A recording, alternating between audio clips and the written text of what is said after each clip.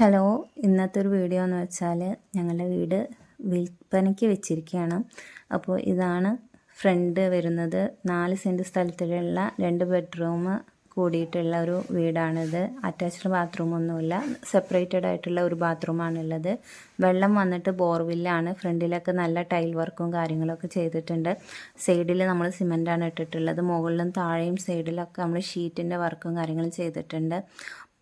പുറത്ത് നമുക്കൊരു ഗ്യാസിൻ്റെ കണക്ഷൻ പുറത്താണ് ചെയ്തിട്ടുള്ളത്. അതേപോലെ തന്നെ അടുപ്പ് സെപ്പറേറ്റ് പുറത്ത് ചെയ്തിട്ടുണ്ട്.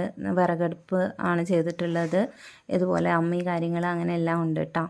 പിന്നെ ബോർവില്ലാണ് നമ്മളുടെ വാട്ടർ ഫെസിലിറ്റി വരുന്നത്. പിന്നെ 2 കണക്ഷൻ വേറെ ഉണ്ട്. ഒന്നിൽ വെള്ളം വന്ന് തുടങ്ങിയിട്ടില്ല, മലമ്പുഴ വെള്ളമാണെന്നാണ് പറഞ്ഞിട്ടുള്ളത്. പിന്നെ ഒന്ന് വന്നിട്ട് ഉള്ളത് ജലനിധി വെള്ളമാണ്. അത് നമ്മൾക്ക് അവിടെ രാവിലെ തൊട്ടിട്ട് ഒരു 10 മണി വരെയൊക്കെ ആ വെള്ളം ഉണ്ടാവും.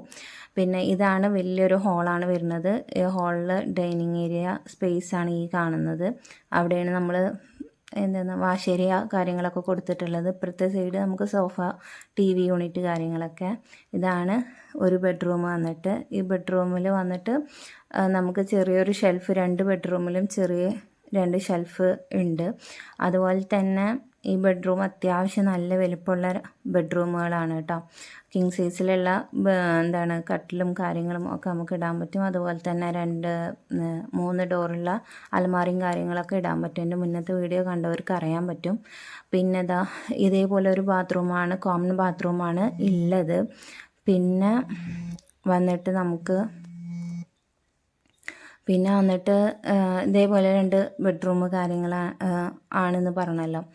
ഈ ഷെൽഫ് കാര്യങ്ങളൊക്കെ അതിൻ്റെ ചെറിയൊരു വർക്ക് കൊടുത്തിട്ടുള്ളത് കംപ്ലീറ്റ് തേക്കിൻ്റെയാണ് കേട്ടോ.